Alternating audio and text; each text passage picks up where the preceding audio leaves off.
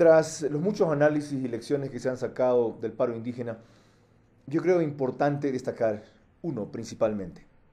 Uno, porque es la lección más importante que de su valor nos dan los indígenas al resto de la sociedad.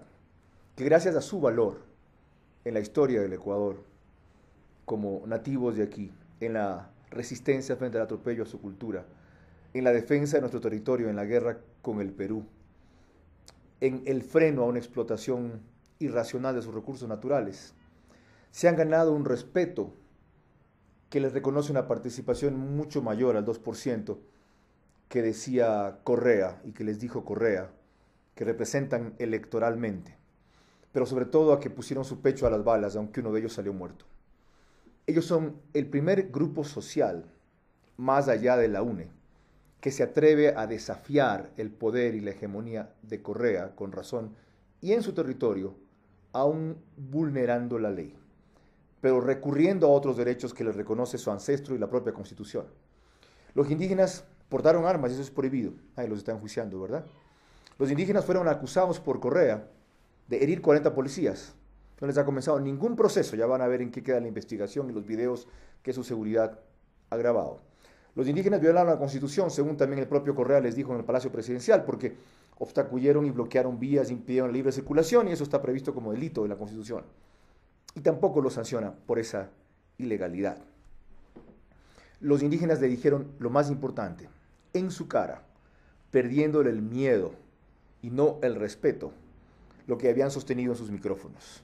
Entre otras cosas que están aburridos de oírle la cantaleta de la larga noche neoliberal, de que le traducen mal el quichua o el shuar que él se precia de conocer, y de ahí viene mucha de la desinformación, y que estúpido es quien afirma que los indígenas, por apenas representar el 2% de la fuerza electoral, ¿ya?, no tienen ninguna significación o incidencia en el gobierno.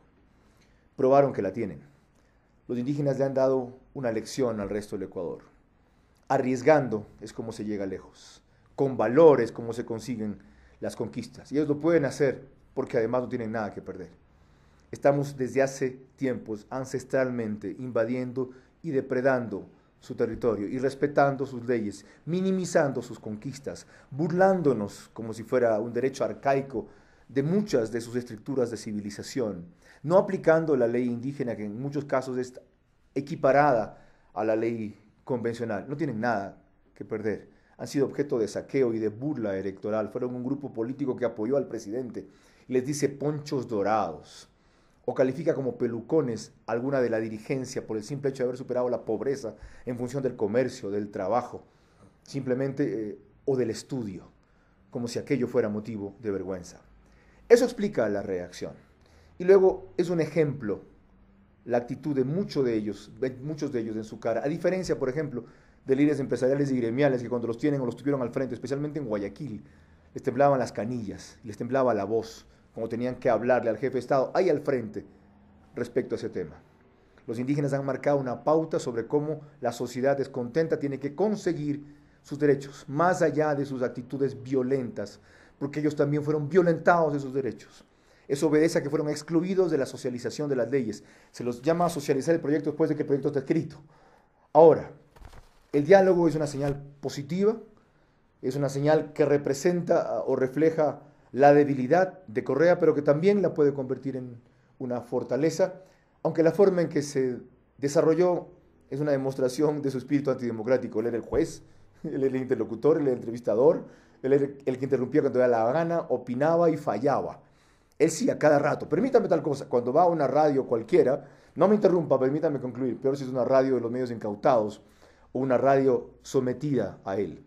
Con todo y eso, fue positivo el diálogo, lo desnudó por completo, hizo ver que no es un aliado de los indígenas, sino que se siente un patrón mestizo de él, y demostró hasta qué punto llega su intolerancia, su irritabilidad y su ceguera al no admitir o desconocer ciertas reivindicaciones de los indígenas, pero aclarar también algunos aspectos de la ley que han trascendido equivocados.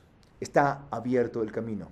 Otra deuda más del resto de ecuatorianos, con un sector que mucho menospreciamos porque solo es del 1.3% de la población, perdón, el 13% de la población, 1.3 millones, o 3 millones. Si fueran 300.000, valdría lo mismo que si fueran 3.000, Ellos consiguieron, con sus lanzas erguidas, 3.000 personas en la Plaza de la Independencia, más que las 150.000 que pusimos en Guayaquil el 27 de enero del 2008.